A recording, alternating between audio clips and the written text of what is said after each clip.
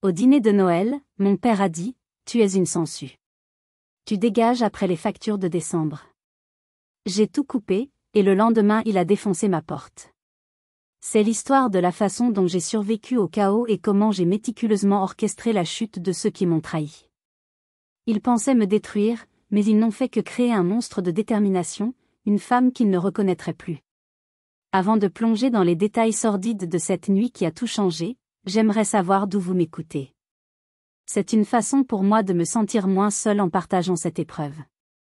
Dites-moi dans les commentaires de quelle ville ou de quel pays vous regardez cette vidéo, et quelle heure il est chez vous. C'est fascinant de voir jusqu'où nos histoires peuvent voyager et nous connecter.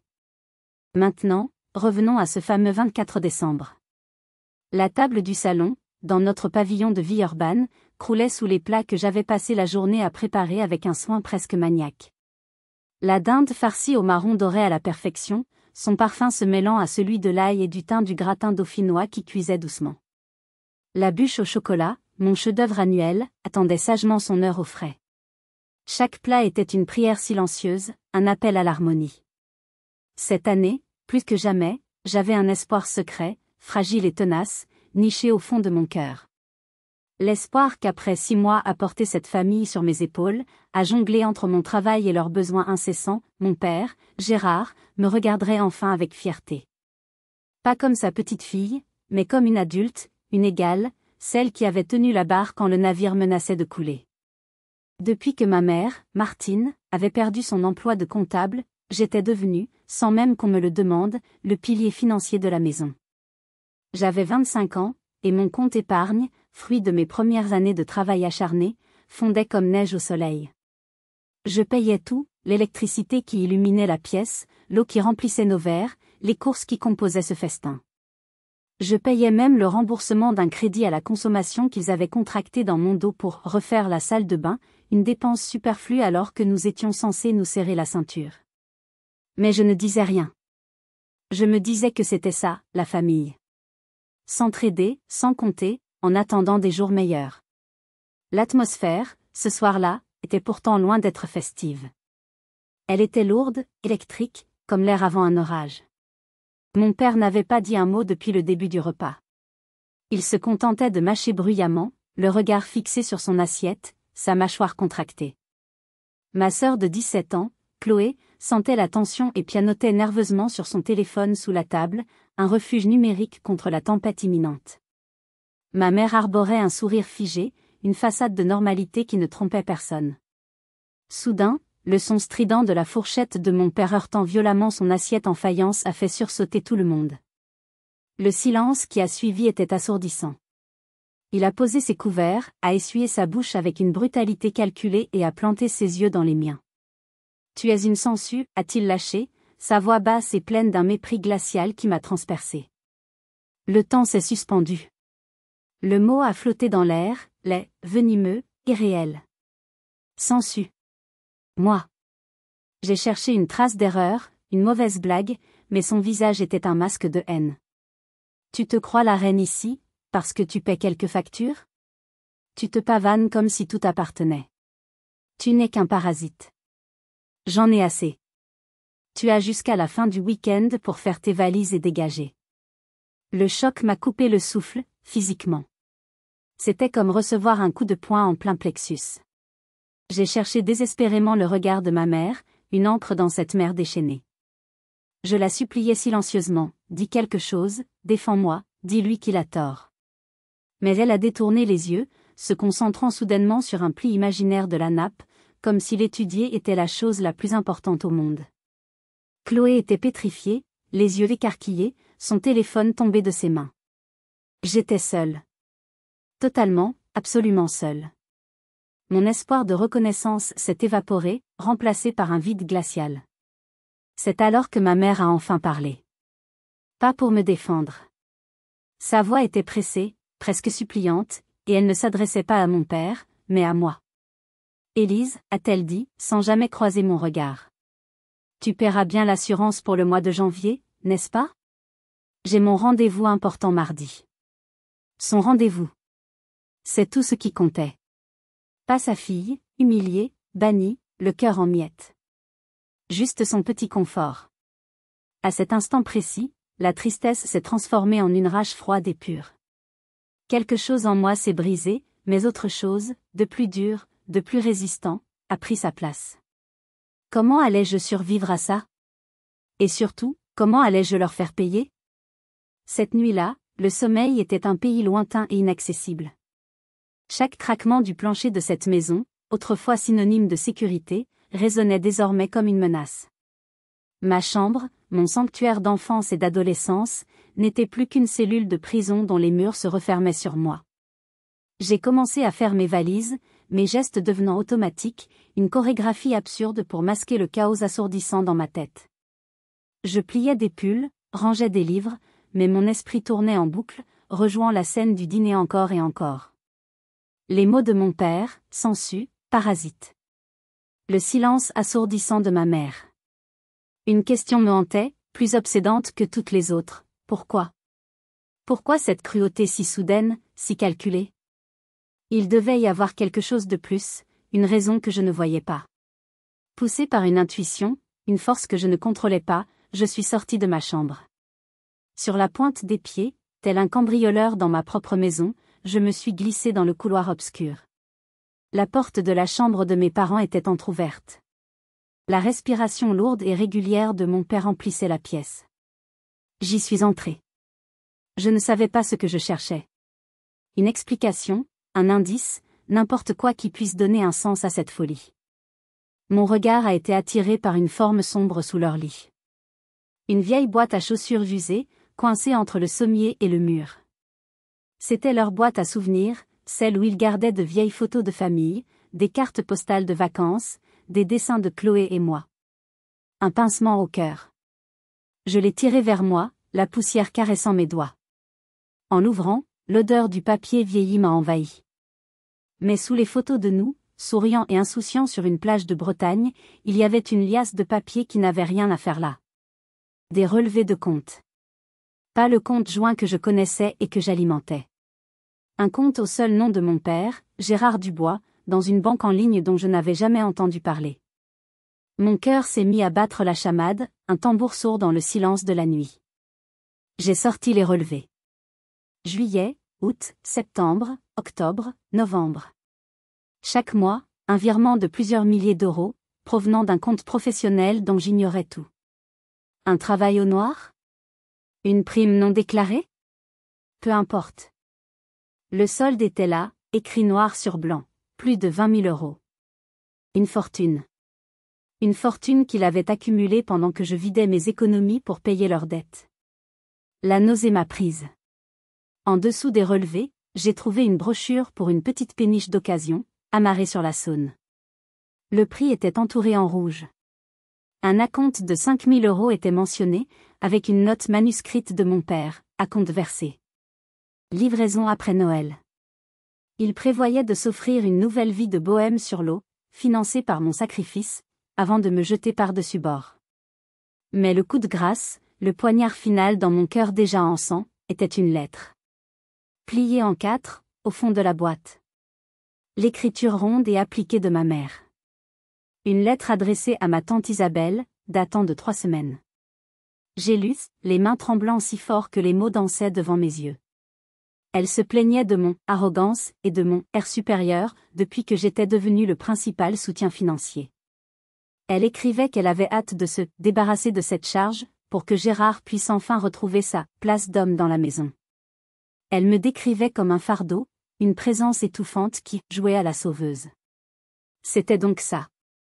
Ce n'était pas seulement une question d'argent. C'était une question d'ego, de pouvoir. Ma réussite était leur humiliation. Mon indépendance, leur prison. La porte de la chambre s'est ouverte doucement, me faisant sursauter. C'était Chloé, le visage blême, les yeux rougis. Elle avait tout entendu depuis sa chambre. Ils en parlent depuis des semaines, a-t-elle murmuré, sa voix brisée. Papa a dit que dès que tu aurais payé les grosses factures de décembre, l'assurance de la voiture et la taxe d'habitation, c'était fini pour toi. Puis elle a ajouté la touche finale, la cerise sur le gâteau de la trahison. Les rendez-vous de maman, ce n'est pas pour sa santé, Élise. C'est pour des injections de Botox. Je l'ai entendu au téléphone avec sa copine, elle se vantait que c'était toi qui payais sa cure de jouvence, sans le savoir. Le Botox. Payé par mon assurance santé, par mon travail acharné, pendant que je mangeais des pâtes pour joindre les deux bouts. J'ai regardé ma sœur, si jeune, si effrayée, prisonnière elle aussi de leur toxicité. Je ne pouvais même pas lui en vouloir de s'être tue. La peur paralyse. J'ai rangé les documents dans mon sac, mon esprit soudainement d'une clarté effrayante. La tristesse avait disparu. Il ne restait qu'un désert de glace. Ils avaient semé la trahison. Ils allaient récolter la tempête. Mais par où commencer quand vos ennemis sont ceux qui vous ont donné la vie, ceux qui connaissent toutes vos faiblesses? Le lendemain matin, bien avant que les premières lueurs de l'aube ne teintent le ciel lyonnais, j'ai chargé les dernières de mes affaires dans le coffre de ma vieille Twingo. Chaque valise, chaque carton, était un pas de plus vers une liberté que je n'avais jamais vraiment connue. J'ai jeté un dernier regard à la maison endormie, à la façade de ce pavillon qui avait abrité tous mes souvenirs d'enfance. Il n'y avait aucune tristesse, aucune nostalgie. Juste le soulagement intense d'une prisonnière qui goûte enfin à l'air libre. La porte s'est refermée derrière moi sans un bruit, scellant la fin d'un chapitre de ma vie. Ma première destination fut l'appartement de ma meilleure amie, Sophie, un petit nid douillet perché sur les pentes de la Croix-Rousse. Le contraste était saisissant. Je quittais une maison silencieuse et glaciale pour un lieu rempli de chaleur et de bienveillance. Quand je lui ai tout raconté, entre deux sanglots et une tasse de café fumant qu'elle m'avait préparé, son visage est passé par toutes les émotions, l'incrédulité, la colère, puis une profonde tristesse pour moi. Elle m'a prise dans ses bras, et je me suis laissée aller, pleurant enfin toutes les larmes que j'avais retenues. Mais Sophie, au-delà de sa compassion, était aussi une femme pragmatique. « Élise, ils sont dangereux, m'a-t-elle dit, le visage grave, après que je me sois calmée. Ce qu'ils t'ont fait est monstrueux. Mais peut-être que la meilleure chose à faire, c'est de disparaître, de te faire oublier. Ton père est tellement impulsif, j'ai peur de ce qu'il pourrait faire si tu le provoques. » Sa prudence, sa peur pour moi, était la réaction la plus normale, la plus saine. C'était le conseil qu'une amie aimante donnerait. Mais ces mots ont eu l'effet inverse sur moi. Ils ont allumé une flamme, une étincelle de défi dans le désert de ma peine. Non, Sophie, ai-je répondu, ma voix plus ferme que je ne l'aurais cru. J'ai passé toute ma vie à ne pas faire de vagues, à encaisser les coups pour maintenir une paix factice. C'est terminé. Cette fois, je ne fuis pas. Je me bats. Pas avec la violence, mais avec leurs propres armes, l'argent et la loi. C'est ainsi qu'a commencé l'opération Liberté financière. Assise sur son canapé confortable, armée de mon téléphone, de mon ordinateur portable et d'un carnet, j'ai lancé l'offensive. Le premier appel fut pour l'opérateur téléphonique. Bonjour, je souhaite me retirer de l'abonnement familial numéro. La conseillère à l'autre bout du fil, polie et efficace, a procédé au changement en quelques minutes. Un poids s'est enlevé de mes épaules. Leur facture de téléphone exorbitante n'était plus mon problème. Le deuxième appel, le fournisseur d'électricité. Le troisième, celui d'Internet et de la télévision. À chaque appel, je sentais les chaînes invisibles qui me liaient à eux se briser une à une. J'ai contacté ma banque pour annuler toutes les autorisations de prélèvement liées à leur compte.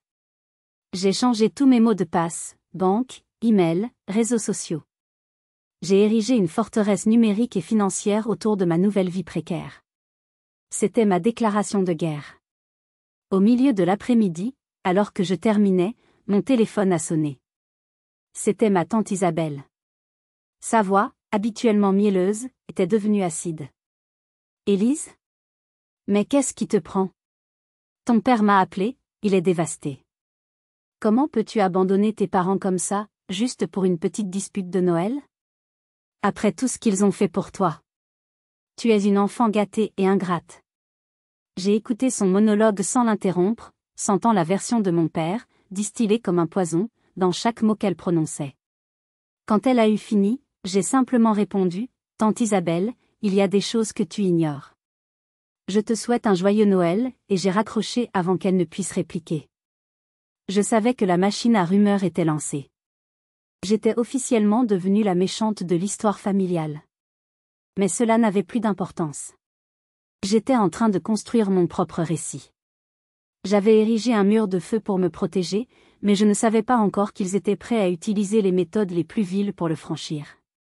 Ils allaient bientôt découvrir qu'on ne joue pas avec le feu sans se brûler. La vraie bataille ne faisait que commencer, et j'étais prête.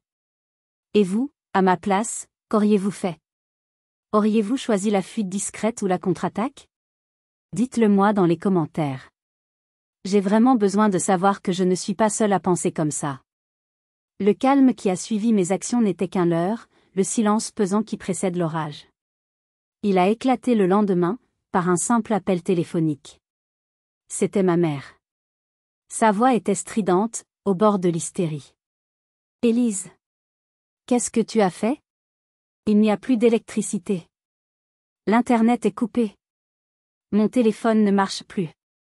Comment suis-je censée regarder ma série? » Sa dernière question, si fut-il au milieu de ce chaos, a achevé de me glacer. J'ai pris une profonde inspiration, m'efforçant de garder une voix neutre, dépourvue d'émotion. « Bonjour maman. Je n'ai rien fait. J'ai simplement arrêté de payer pour des services que je n'utilise pas. Comme je ne vis plus chez vous, ce n'est plus ma responsabilité. » Il y a eu un silence stupéfait, puis elle a sifflé, sa voix pleine de venin. « Comment oses-tu? Après tout ce que nous avons fait pour toi. Nous sommes ta famille. Une famille ne traite pas l'un des siens de sangsue et ne le jette pas à la rue la veille de Noël, ai-je rétorqué avant de raccrocher, le cœur battant à tout rompre. Ce n'était que le début, je le savais. La bête blessée allait riposter. La riposte est arrivée quelques heures plus tard. Sophie et moi regardions un film, une tentative vaine de trouver un semblant de normalité, quand des coups violents ont ébranlé la porte d'entrée de l'appartement. Ce n'étaient pas des coups frappés par une main humaine, mais des coups de bélier, sourds, puissants, qui faisaient vibrer les murs et teinter les verres dans le vaisselier. « Élise. Ouvre cette porte. Je sais que tu es là, sale petite traînée. » C'était la voix de mon père, rauque de fureur, méconnaissable. Mon sang s'est glacé dans mes veines. Sophie a poussé un cri étouffé et a attrapé mon bras, ses yeux ronds de terreur. Je me suis approchée de la porte, mes jambes tremblant si fort que j'ai cru m'effondrer, et j'ai regardé par le Judas. Son visage était là, à quelques centimètres du mien, mais déformé par la rage. Ses traits étaient congestionnés, ses yeux injectés de sang. C'était le visage d'un étranger, un monstre prêt à tout détruire. Mais au-delà de la colère, j'ai cru déceler une lueur de panique. La panique d'un homme qui a perdu tout contrôle et qui est prêt à tout pour le récupérer. « Ouvre ou je défonce tout », a-t-il hurlé, accompagnant ces mots d'un nouveau coup qui a fait sauter un éclat de peinture près du cadre. Une porte s'est ouverte sur le palier. C'était Madame Dubois, la voisine du dessus, une petite dame de 80 ans, mais avec une colonne vertébrale en acier trempé. « Monsieur. Un peu de calme.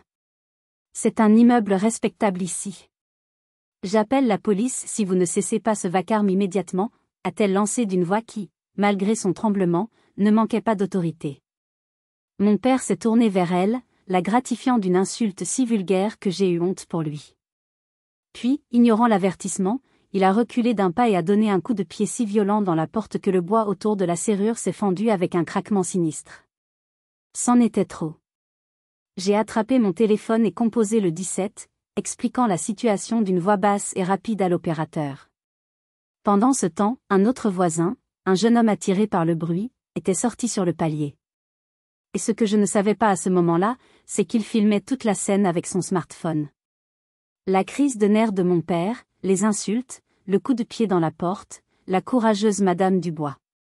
Tout était enregistré. Les sirènes se sont rapprochées, un son à la fois terrifiant et rassurant. Quand les deux policiers sont arrivés, ils ont trouvé mon père en pleine diatribe, toujours en train de marteler la porte. Ils n'ont eu aucune peine à le maîtriser. En lui passant les menottes, alors qu'il l'emmenait dans le couloir, il a eu un dernier sursaut de venin. Se tournant vers les voisins médusés qui s'étaient rassemblés, il a hurlé, sa voix résonnant dans la cage d'escalier, « Cette folle a volé tous les bijoux de sa mère. C'est une voleuse. Elle a vidé nos comptes. » Le mensonge était si énorme, si absurde, que j'en suis resté bouche bée, le souffle coupé. Il ne cherchait plus seulement à me faire plier. Il voulait détruire ma réputation, me salir publiquement, faire de moi la coupable aux yeux de tous. Le policier est revenu vers moi, son visage calme et professionnel contrastant avec le chaos ambiant. Vous voulez porter plainte, mademoiselle? J'ai regardé ma porte endommagée, j'ai pensé à la peur dans les yeux de Sophie, à la haine dans ceux de mon père, et à cette accusation immonde.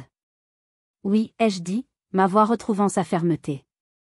Pour la tentative d'effraction et la dégradation de biens privés. Et je souhaite également déposer une plainte pour diffamation. Le policier a hoché la tête. La machine judiciaire était en marche. Mais une nouvelle bataille, plus insidieuse, venait de commencer, celle de la réputation. Comment allais-je pouvoir prouver mon innocence face à des accusations aussi graves, surtout quand elles venaient de mon propre père? La vidéo de l'arrestation de mon père, une séquence chaotique de 30 secondes filmée par le voisin, n'a pas tardé à se propager. D'abord dans le groupe WhatsApp de l'immeuble, puis, inévitablement, elle a fuité plus loin, envoyée par un « ami qui connaît quelqu'un ». La calomnie, elle aussi, a voyagé à la vitesse de la lumière, se propageant à travers les réseaux invisibles des conversations familiales. Le lendemain, mon téléphone était un champ de bataille, chaque notification une nouvelle explosion. Ma tante Isabelle a été la première à rappeler, sa voix dégoulinante d'une indignation théâtrale. Non seulement tu es ingrate, mais en plus tu es une voleuse et tu fais arrêter ton propre père devant tout le monde. Tu as vu cette vidéo? Tu fais honte à notre nom. Jamais nous n'avons eu de délinquante dans la famille. Les messages de cousins et de cousines éloignés, des gens que je n'avais pas vus depuis des années, ont afflué. Certains étaient pleins de reproches hypocrites. Pauvre Gérard, il doit être si déçu. D'autres, plus pernicieux, feignaient la curiosité. Alors, c'est vrai cette histoire de bijoux? Raconte. Je me sentais incroyablement seule, prise dans une tempête de mensonges et de jugements, orchestrée par l'homme qui aurait dû me protéger. Chaque message était une nouvelle blessure, une confirmation que dans ce tribunal familial, j'avais déjà été déclarée coupable. J'ai pris une décision radicale. J'ai bloqué les numéros les uns après les autres. Je me suis coupée de ce poison, de cette haine qui menaçait de m'engloutir. C'est alors qu'un appel d'un numéro que je ne connaissais pas est arrivé. J'ai hésité, puis j'ai décroché, prête à encaisser une nouvelle volée de bois vert. Élise? C'est Marc. Mon cousin. Le plus calme, le plus réfléchi de la famille. Nous n'étions pas particulièrement proches, mais il y avait toujours eu un respect mutuel entre nous. Je me suis préparée au pire. Mais sa voix était posée, sans jugement. Salut. J'ai entendu des choses assez folles. J'ai vu la vidéo. Et j'ai eu ton oncle et ta tante au téléphone. Il y a la version de ton père, et puis je me doute bien qu'il y en a une autre. J'aimerais juste comprendre ce qui se passe réellement. C'était la première fois. La première fois que quelqu'un de ma famille me demandait ma version des faits. Une petite lueur d'espoir dans l'obscurité. J'ai hésité, la gorge nouée par l'émotion. Pouvais-je lui faire confiance? J'ai pris le risque. Ma voix était tremblante au début, puis elle s'est affermie à mesure que je déroulais le fil de ces derniers mois.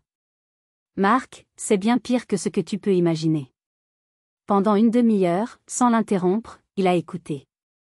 La manipulation financière, les relevés de comptes secrets, la lettre de ma mère, le projet de péniche, les injections de botox déguisées en frais médicaux.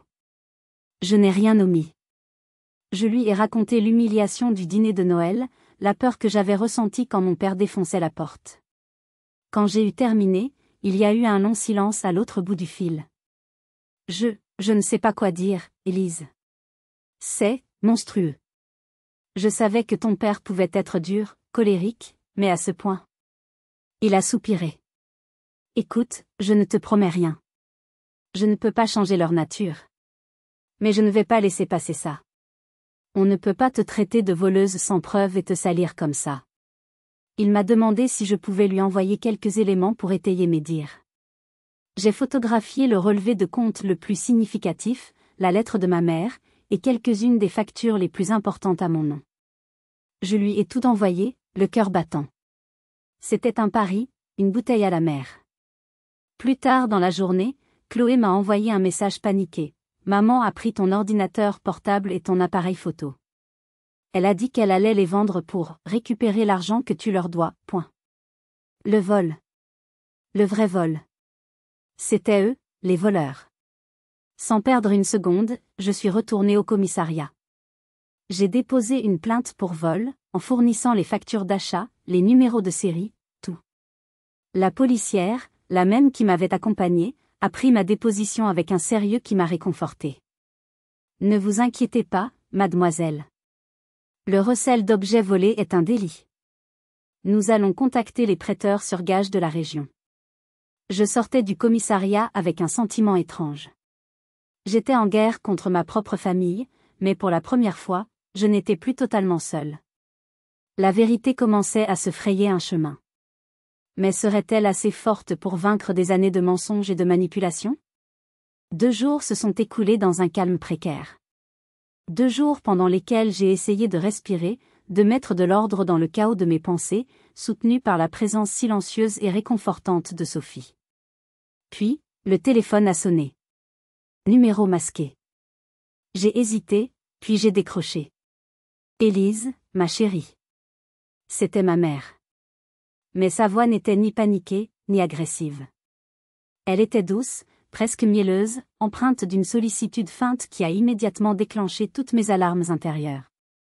C'était la voix de la grande manipulatrice, celle qu'elle utilisait quand elle voulait obtenir quelque chose. Ton père et moi, nous avons beaucoup réfléchi, a-t-elle commencé, son ton faussement contrit. Nous sommes très inquiets pour toi. Vraiment. Nous pensons que tu traverses une période très difficile, peut-être une sorte de dépression, un burn-out. Tu n'es plus toi-même ces derniers temps, tu es si agressive, si paranoïaque. Inquiet pour moi ? Le culot était sidérant, presque admirable dans sa démesure. Elle était en train de construire, mot par mot, le narratif de ma folie. C'est pour ça que nous te proposons un compromis, une porte de sortie honorable pour tout le monde. J'ai serré les poings pour ne pas hurler, mais je n'ai pas dit un mot. Je la laissais tisser sa toile empoisonnée, fascinée par tant de perversité. Si tu retires tes plaintes ridicules contre ton pauvre père et pour cet ordinateur sans importance, nous te pardonnons. Elle a bien dit, nous te pardonnons. L'inversion de la culpabilité était totale. Tu pourras revenir à la maison. Ta chambre n'a pas bougé. Nous oublierons tout ça, nous mettrons ça sur le compte de la fatigue, du stress. Ce sera notre secret. Elle a fait une pause, attendant ma réponse, ma capitulation. Devant mon silence, elle a sorti sa carte maîtresse, l'arme de destruction massive. Tu sais, Élise, nos amis, la famille, ils comprendraient beaucoup mieux l'histoire d'une jeune femme brillante mais fragile qui a fait une crise passagère, que celle d'une fille qui accuse ses parents des pires horreurs. Pense à ta réputation. Pense à ton avenir. Une histoire de dépression, ça se comprend. Une histoire de parricide social, beaucoup moins. La menace était claire, chirurgicale. Plie-toi, ou nous te ferons passer pour folle aux yeux du monde entier. C'était leur dernière tentative, leur va-tout. Le bluff ultime. Mais ils ignoraient une chose essentielle. Je n'étais plus la petite fille crédule qui buvait leurs paroles. Et surtout, je n'étais plus seule dans mon coin. J'ai pris une grande inspiration, sentant le calme glacial m'envahir. Maman, ai-je commencé, ma voix d'une neutralité parfaite. J'ai les relevés du compte secret de papa, celui avec plus de 20 000 € dessus. J'ai la lettre que tu as écrite à tante Isabelle, celle où tu dis avoir hâte de te débarrasser de moi. J'ai les messages où tu me demandes de payer pour tes injections de Botox en les faisant passer pour des frais médicaux. J'ai les factures de tout ce que j'ai payé dans cette maison depuis 6 mois, y compris votre crédit à la consommation. J'ai marqué une pause, la laissant digérer chaque mot, chaque preuve. Je pouvais presque entendre les rouages de son cerveau paniqué tourner à plein régime. Puis j'ai porté le coup de grâce, celui qui allait faire s'effondrer tout son château de cartes. Et tu sais quoi ? Mon cousin Marc aussi a vu une partie de ces preuves. Il a vu la lettre. Il a vu les relevés. Et il n'est plus si sûr de croire à l'histoire du pauvre père dévasté et de la fille ingrate et voleuse. Point. Le silence à l'autre bout du fil était assourdissant. Ce n'était plus un silence de calcul, mais un silence de défaite. Leur narratif, si soigneusement construit, venait de se fissurer. La vérité avait un allié. Comment as-tu osé mêler Marc à nos affaires privées? A-t-elle finalement balbutié, sa voix perdant toute son assurance, trahissant sa panique. La question n'est pas ce que j'ai osé faire, maman. La question est, jusqu'où êtes-vous prêt à aller maintenant que la vérité commence à sortir et que vous n'êtes plus les seuls à raconter l'histoire? Ai-je demandé avant de raccrocher. Le bluff avait échoué. La peur avait changé de camp. Je savais que le prochain round se jouerait sur leur terrain, dans cette maison. Et cette fois, je n'y retournerai pas seul. J'allais récupérer ce qui m'appartenait, et je le ferais devant des témoins qui ne faisaient pas partie de leur pièce de théâtre. Si vous êtes arrivé jusqu'ici, laissez un commentaire pour nous dire ce que vous auriez fait à la place d'OP.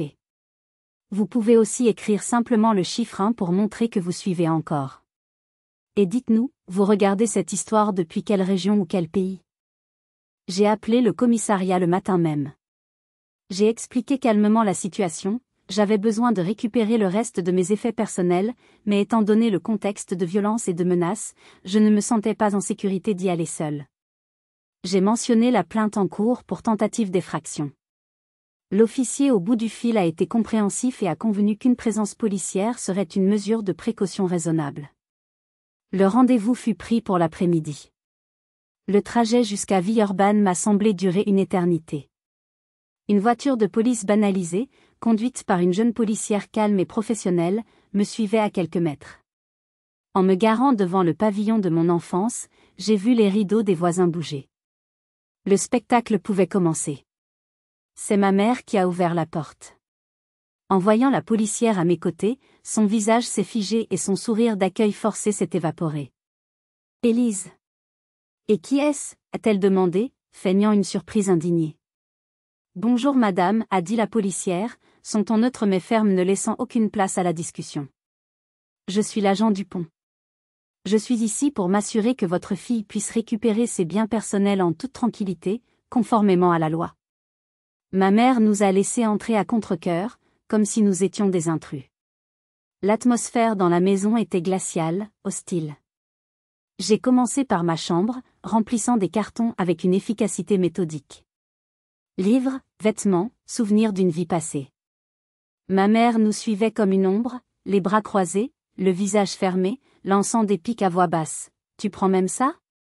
Je croyais que tu ne l'aimais pas. » La confrontation a éclaté dans le salon.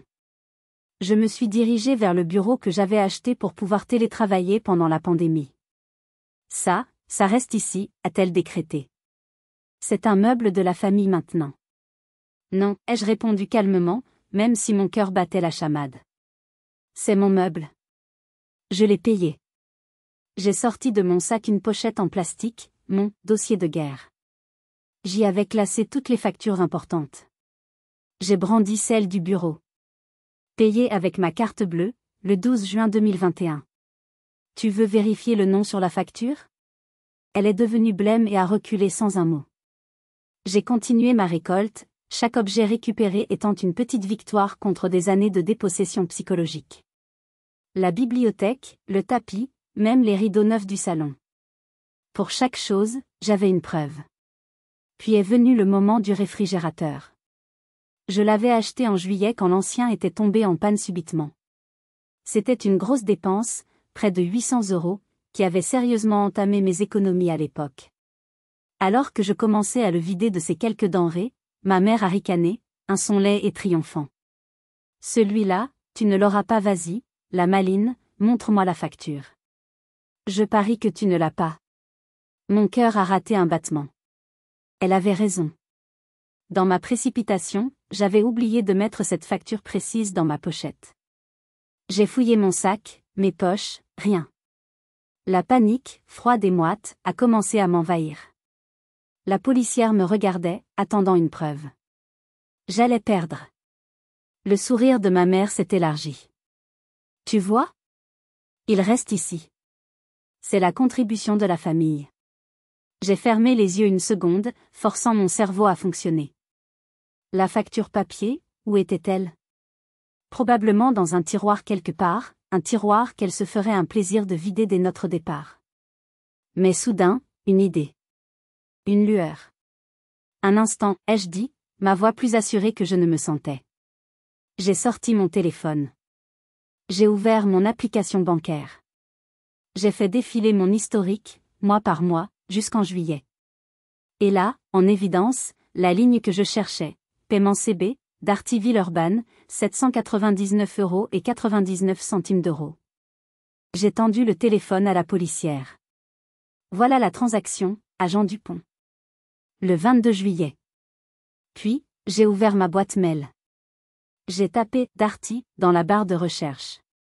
Et le mail de confirmation de commande est apparu, avec la facture en PDF, et surtout, le bon de garantie prolongée, établi à mon nom, Élise Dubois. Et voilà la garantie, à mon nom, ai-je ajouté, en lui montrant l'écran. Le sourire de ma mère s'est effacé, remplacé par une expression de fureur contenue. Elle venait de perdre. Et pas seulement un réfrigérateur. Elle venait de perdre la face devant une représentante de la loi. J'avais gagné, non pas par chance, mais parce que j'étais organisée, parce que j'étais intelligente. J'avais utilisé le monde moderne contre leur mentalité archaïque. Alors que je chargeais le dernier carton dans ma voiture, une autre voiture est arrivée en trombe et s'est garée en travers de l'allée, me bloquant le passage. C'était la Peugeot 208 de mon père. Mon père.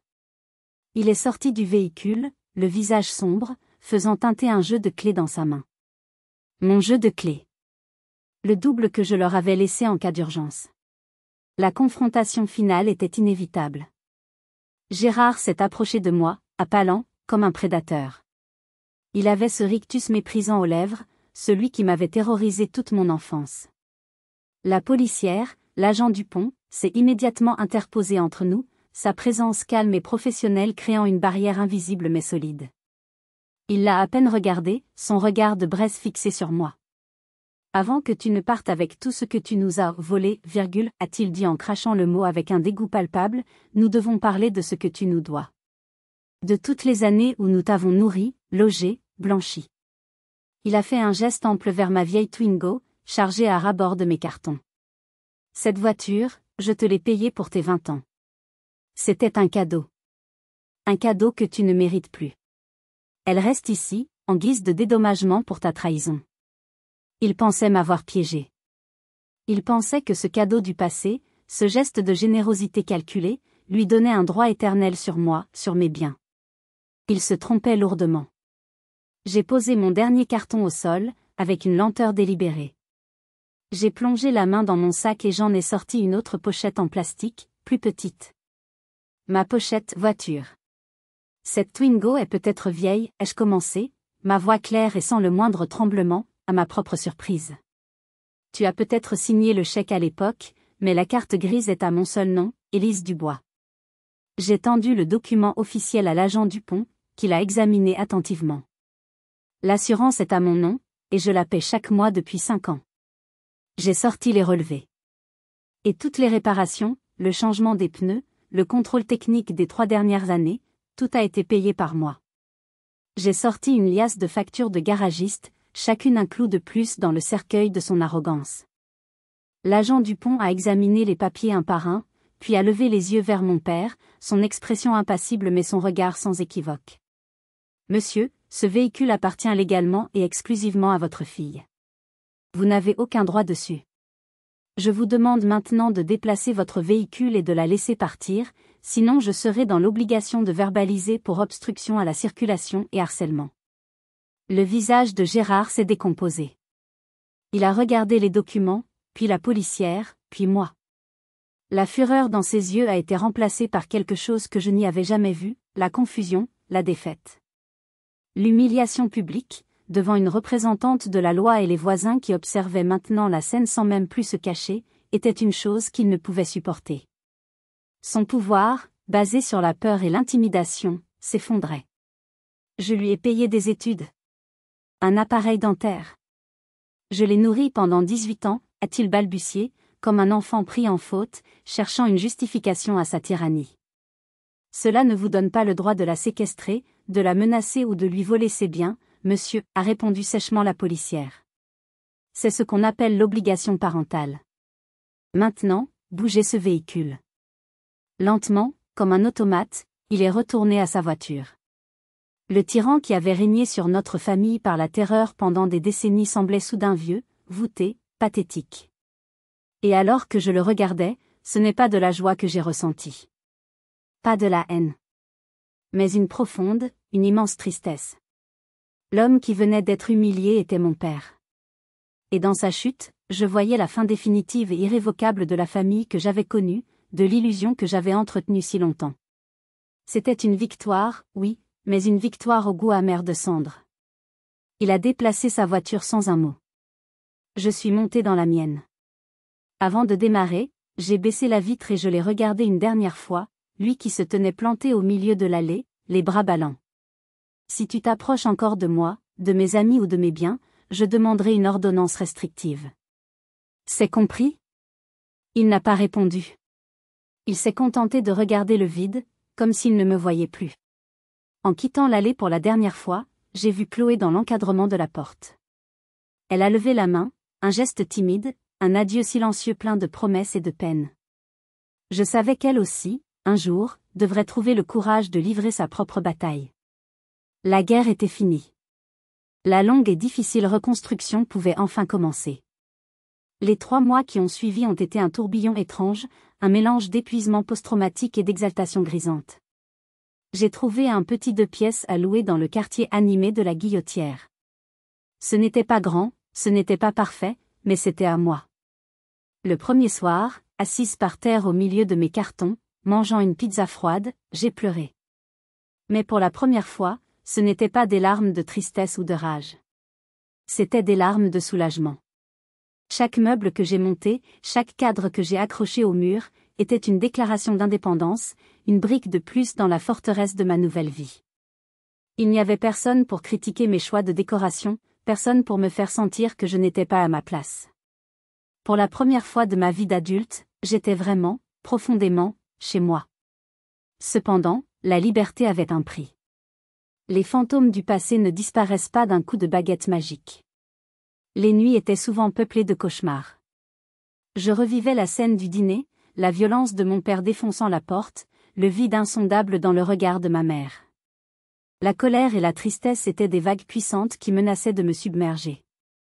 Sophie, toujours formidable, m'a écoutée pendant des heures, mais elle sentait bien, et moi aussi, que j'avais besoin d'une aide plus professionnelle pour naviguer dans ces eaux troubles. C'est elle qui m'a suggéré de voir quelqu'un, de ne pas avoir honte de demander de l'aide. Prendre rendez-vous chez une psychologue a été l'une des décisions les plus difficiles et les plus importantes de ma vie.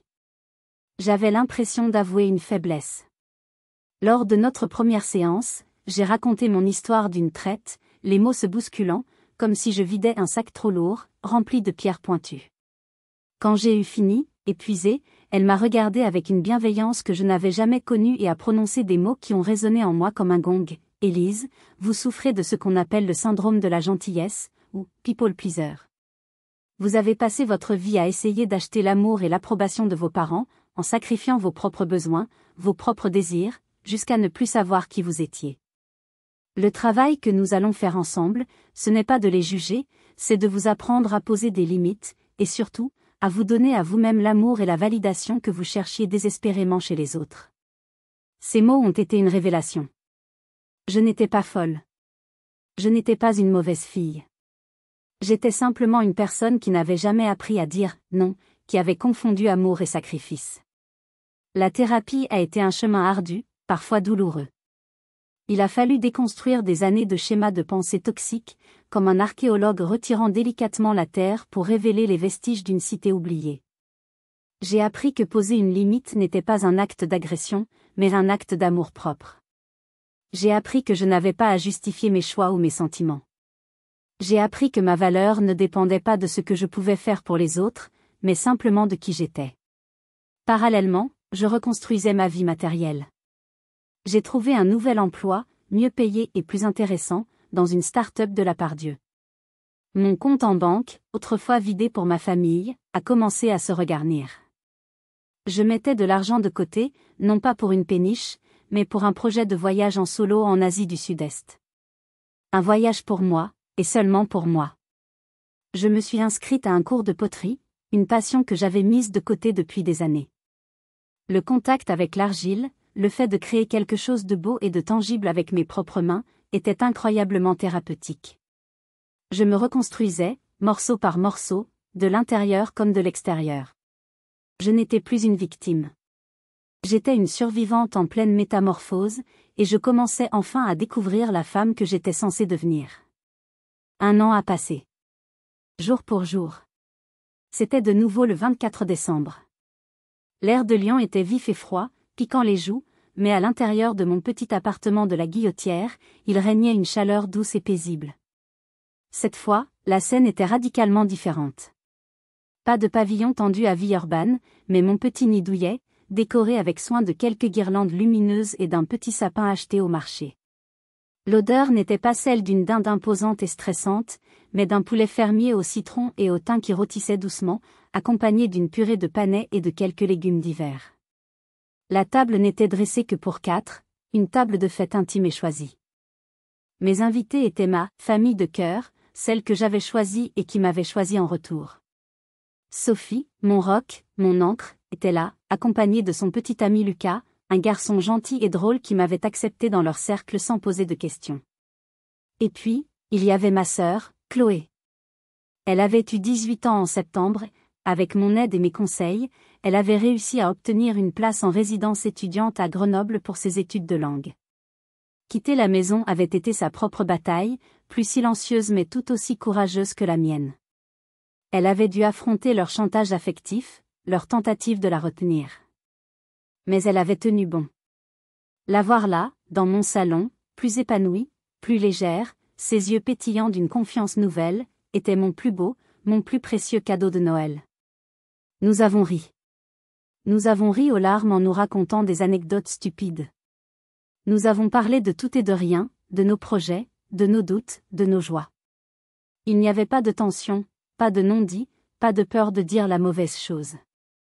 Juste la chaleur simple et authentique de personnes qui s'apprécient sincèrement pour ce qu'elles sont. C'était un Noël de paix. Au moment du dessert, une simple tarte aux pommes que nous avions préparée ensemble, Chloé est devenue un peu plus sérieuse. J'ai eu des nouvelles, a-t-elle dit à voix basse, comme pour ne pas briser la magie du moment. Ils ont perdu la maison. La banque a finalement saisi. Apparemment, ils n'arrivaient plus à payer le crédit depuis des mois, même avant que tu partes. Ton argent ne faisait que retarder l'inévitable. Une part de moi aurait dû se réjouir. C'était le karma, la justice immanente. Mais la vérité, c'est que je n'ai ressenti qu'un léger pincement au cœur, une sorte de tristesse distante. C'était la maison de mon enfance, le théâtre de mes joies et de mes peines, qui disparaissait.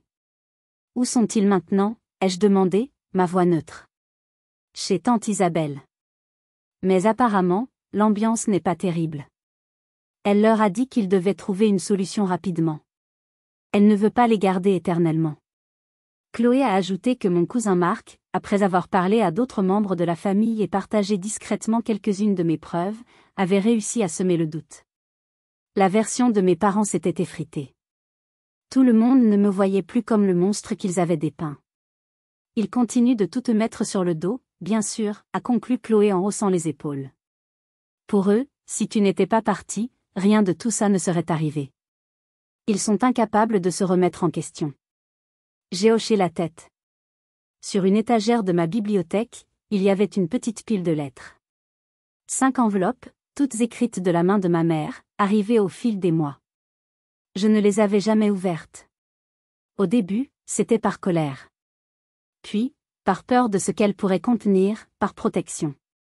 Maintenant, en les regardant, je ne ressentais plus rien. Ni colère, ni curiosité. Juste de l'indifférence. Leur contenu, qu'il soit rempli de haine ou de faux remords, ne pouvait plus m'atteindre. Leur drame n'était plus le mien. J'avais choisi la paix.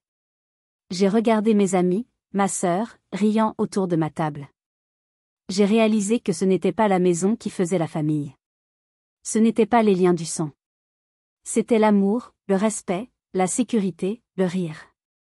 Ce soir-là, pour la première fois depuis très longtemps, je me suis sentie vraiment, profondément, chez moi. La boucle était bouclée. J'avais survécu à la tempête et j'avais enfin trouvé mon port d'attache. Plus tard dans la soirée, alors que Sophie et Lucas étaient partis et que la neige commençait à tomber en flocons légers sur Lyon, je me suis assise avec Chloé sur mon petit balcon. Emmitouflés dans des plaids, une tasse de tisane fumante entre les mains, nous regardions la ville s'endormir. Elle m'a montré les formulaires pour sa demande de bourse et d'aide au logement pour l'année suivante. En la regardant se débattre avec le jargon administratif, je me suis revue 1 an plus tôt, seule et terrifiée, essayant de démêler les fils de ma propre vie administrative et financière. Je lui ai expliqué les choses simplement, je lui ai donné des astuces, je l'ai aidé à mettre en valeur son dossier. En la guidant, j'ai réalisé quelque chose de profond. En me sauvant moi-même, je lui avais montré que c'était possible. Mon combat n'avait pas été vain. Il avait ouvert une brèche dans le mur de la prison familiale, une brèche par laquelle elle avait pu s'échapper à son tour. Mon histoire n'était plus seulement la mienne, elle était devenue, malgré moi, un phare pour elle. Aujourd'hui, quand je repense à tout ce chemin parcouru, de la jeune femme anxieuse cherchant désespérément l'approbation à la femme indépendante assise sur son balcon, je comprends une chose essentielle. Poser des limites, dire non, s'éloigner d'une situation toxique, ce n'est pas un acte d'égoïsme. C'est un acte de survie fondamentale. Pendant des années, j'ai cru que mon devoir, ma valeur, résidait dans ma capacité à prendre soin de mes parents, à anticiper leurs besoins, à effacer leurs erreurs. La thérapie m'a appris que mon premier et plus sacré devoir était de prendre soin de moi. On ne peut pas verser de l'eau d'une carafe vide. En choisissant de me remplir moi-même, de guérir mes blessures, de construire ma propre sécurité émotionnelle et financière, je suis devenue une meilleure personne, une meilleure amie, et surtout, une meilleure sœur pour Chloé. Je n'ai plus aucun contact avec mes parents. Je sais, par Chloé, qu'ils vivent désormais dans un petit appartement de location et que la situation reste tendue avec le reste de la famille. Parfois, je me demande si je devrais ouvrir ces lettres. Mais je sais que ce serait rouvrir une porte sur le chaos. Peut-être qu'un jour, dans des années, la porte s'entr'ouvrira pour une conversation, mais ce sera à mes conditions, dans un lieu neutre, et seulement si j'en ressens le besoin. Pour l'instant, mon énergie est consacrée à construire mon avenir, pas à ressasser un passé qui n'était pas de ma faute. Cette histoire est la mienne, mais je sais intimement que je ne suis pas la seule à avoir vécu une trahison familiale. C'est pourquoi je voulais la partager avec vous aujourd'hui, dans ses moindres détails. Avez-vous déjà dû faire un choix douloureux pour protéger votre paix intérieure? Avez-vous dû poser des limites fermes avec ceux qui auraient dû vous protéger? Pensez-vous que couper les ponts est parfois la seule solution, ou y a-t-il toujours une place pour un pardon conditionnel? Partagez vos propres expériences, vos propres réflexions dans les commentaires ci-dessous. Votre histoire, votre sagesse, pourrait être la lueur d'espoir dont quelqu'un d'autre a désespérément besoin en ce moment. N'oubliez pas de liker cette vidéo si elle a résonné en vous, et de vous abonner pour plus d'histoires de vie, de résilience et de reconstruction. Merci de m'avoir écouté jusqu'au bout. Prenez soin de vous, car vous êtes la personne la plus importante de votre vie.